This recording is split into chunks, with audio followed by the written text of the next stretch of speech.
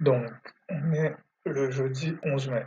Là, vision macro, on peut voir qu'on est toujours dans le range. Là, on a même formé un range à l'intérieur du range. Donc là, c'est vraiment une compression assez extrême.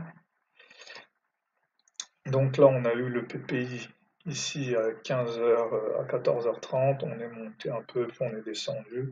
Là, les bonnes nouvelles ne semblent pas avoir d'effet sur le marché. Donc ça, c'est un peu bizarre. Là, on ouvre ici, pas de signal. Là, on considère que j'ai un signal pour aller chercher BJP. Là, Reversal ici avait un Fed speech, donc là maintenant j'ai un signal à l'achat. Là, ça c'est du bruit. Je considère que c'est du bruit parce que le plus probable c'est que le Reversal a une probabilité de 60%. Là, continuation de la hausse, signal d'achat pour un retour dans cette zone. Là, à partir de là, on est trop proche de ma target pour que je reprenne le signal. En fait, à partir d'ici, là, c'est un truc qu'il faut que je commence à faire.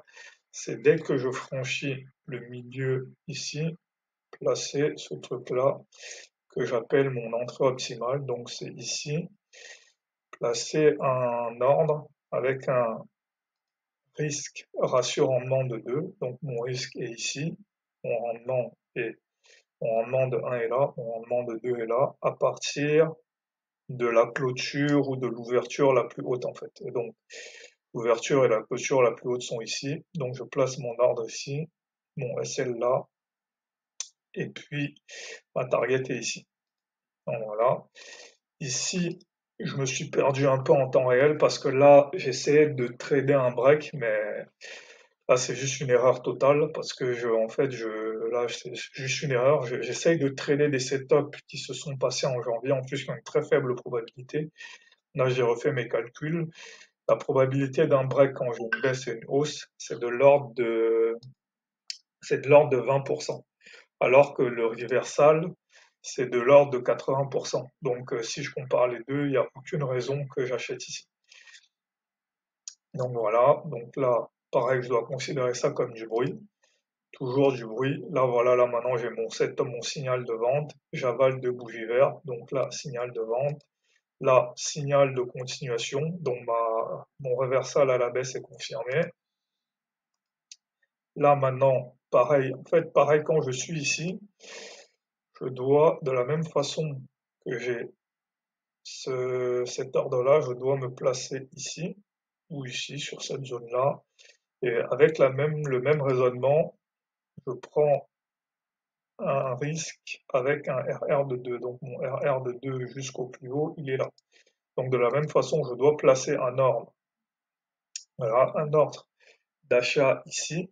Voilà, un ordre d'achat ici avec ce risque et le RR de 2.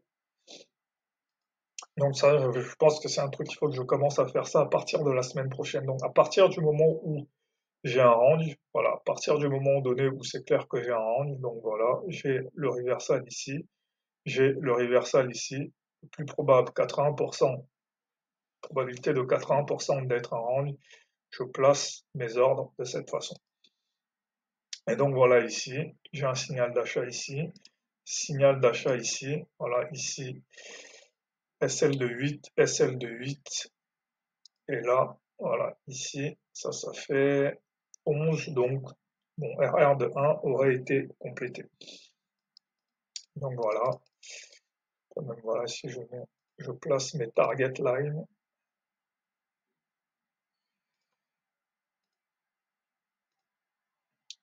donc voilà, donc j'aurais bien eu ici, ici j'aurais même eu, ici j'aurais pu avoir un RR de 2 si j'avais vendu ici, ici pareil j'aurais pu avoir un RR de 1 si j'avais acheté ici et ici, là j'aurais eu mon RR de 1, là j'aurais eu mon RR de 1 pour ce signal là. Donc c'est une journée facile, mais si j'essaye moi de deviner ce qui se passe et que je ne me soumets pas à mon système, bah ça devient une journée compliquée alors que c'est une journée qui est assez simple à trader en fait. C'est un range tout simple. Donc on vend en haut, on achète en bas, il n'y a rien de compliqué. Faut juste pas essayer de trader des setups qui ne sont plus présents.